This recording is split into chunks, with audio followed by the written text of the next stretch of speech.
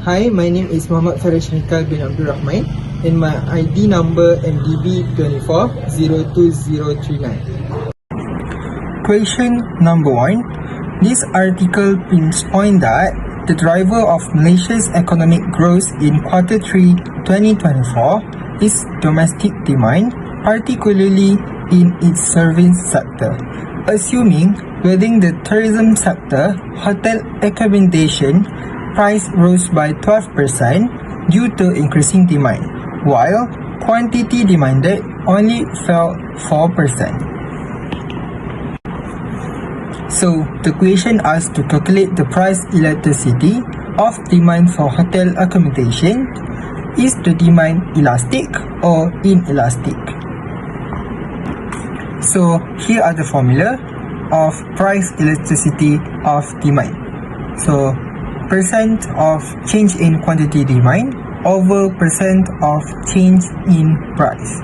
So, we get the PED result is minus 0.333 and the absolute value is 0.33, which is less than 1. So we can conclude that the demand for hotel accommodation is inelastic. For question B, this article also references multiply government's measure at change family income and therefore the creation of demand. So, explain how change in household income might influence the price elasticity for tourism services. So, here are the answers. Change in household income can have a significant effect on the price elasticity of demand for tourism services. Here's how. Higher household income generally makes demand for tourism services more inelastic, as consumers have more disposable income and are less sensitive to price change. Meanwhile, lower household income tends to make demand more elastic. People will become more price sensitive and may think twice if they want to spending their money on tourism services. Thus, the government measures aim at increasing family income, like increasing minimum wages, which can potentially reduce the price sensitivity of demand for tourism services, and this can lead to more inelastic demand in a tourism sector in Malaysia. Assalamualaikum warahmatullahi wabarakatuh. Hi and greetings to our lecturer, Mr. Hairun Nazri bin Tamadun. My name is Nur Alia Kistina binti Syahrul Izwan and my ID number is MDB 24020051. So the scenario given, suppose an 8% increase in household income results in a 12% increase demand for luxury goods such as imported cars. The question is, calculate the income elasticity of demand for imported cars. Are imported cars a necessity or luxury goods? The formula states EY equal percentage change in quantity demand divided percentage change in income. So, our percentage will be 12%, while percentage change in income is 8%. The equation will be EY equal 12% divided 8%. And the answer will be 1.5. So, it shows that luxury cars are luxury goods because EY, which is 1.5, is more than 1. When income in household increase, the demand in imported cars also increase. Question number 2. In what manner might the alternations in income level addressed in the article influence demand for these goods? In the article, Malaysia's government sees economic gains about 4.5% to 5.5% in 2025, considerably beating the 4.6% expansion forecast by analysts surveyed by Bloomberg. With increased salary for civil servants and promise to raise minimum wage in 2025. From the statement, we see that consumer income rises and this means the consumer will have demand a greater quantity of goods for purchase. With greater disposable income, the consumer may start demanding higher quality or more expensive varieties. For example, buying high-end brands of clothes and upgrading electronics gadgets such as smartphone. So from that, we can say that imported cars is a very good example of this relationship. Imported cars are manufactured in another country and then brought into the importing country for sale. They often represent luxury brands and models, such as Lamborghini and BMW. In this case, of such products, the income elasticity of demand is extremely high since these are seen as status symbols. As you can see the graph, it shows that luxury goods are income elastic.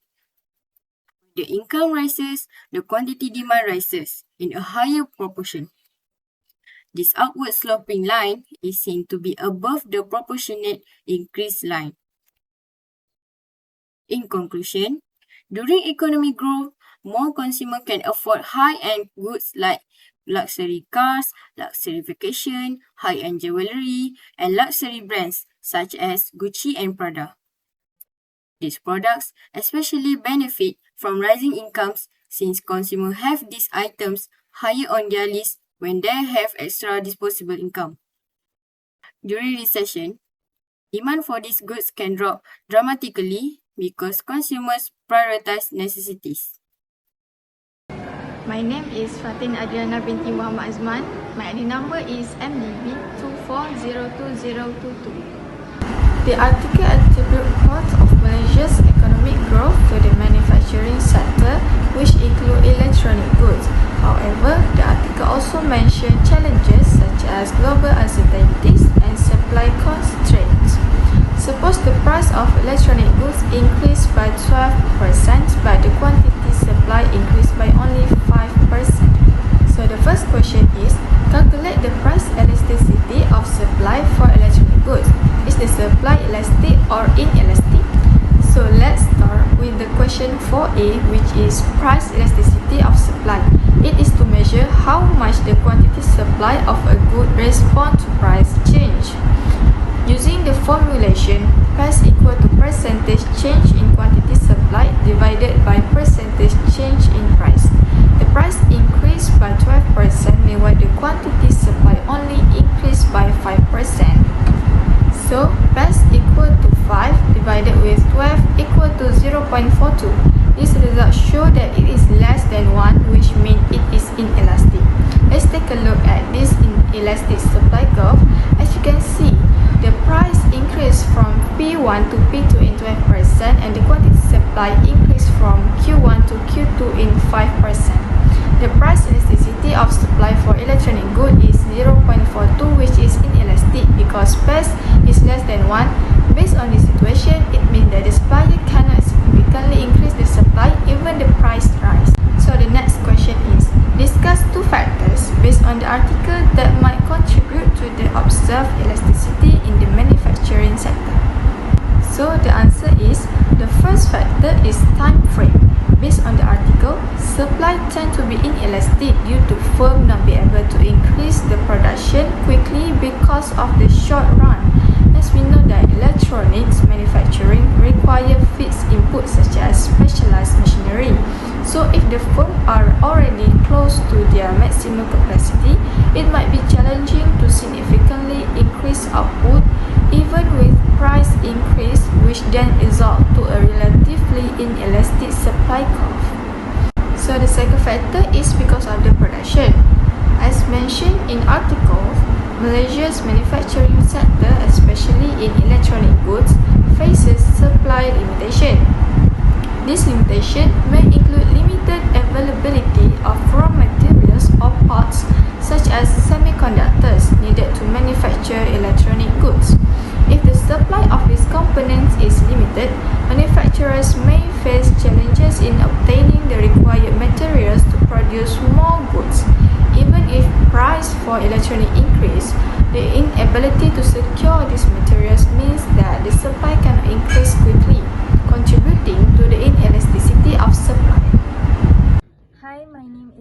Umaira binti Azrizal and my ID number is MDB2402013.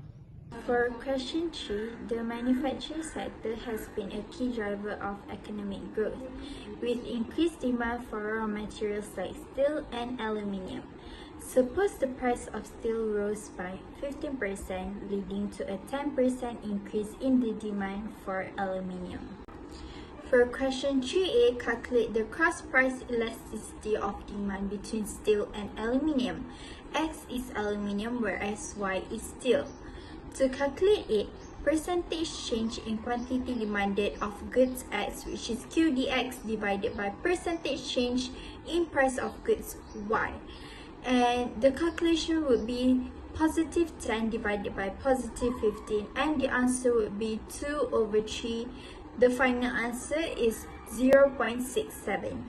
Noted here, if it's an increase, it will be positive, such as positive 10, positive 15. The degree of responsiveness in cross-elasticity of demand is positive cross-elasticity, which is the coefficient is greater than 0. For question 3b, determine whether these goods are substitutes or complements. Justify your answer using insights from this article. Aluminium and steel are substitute goods, which serve the same industrial purpose. If the price of one good rises, people might choose the other goods as a cheaper alternative. If the price of steel rises by 15%, it will lead to an increase in demand of aluminium for 10%. This suggests that manufacturers might be using aluminium more often as a replacement due to higher cost of steel. In summary, if steel gets more expensive, demand for aluminium increases because manufacturers might switch to aluminium as an alternative material in their production processes. Price of steel increases from PX1 to PX2, while quantity demanded for aluminium increases from QY1 to QY2. Thus, both of these products, which is steel and aluminium, are viewed as being substitutes.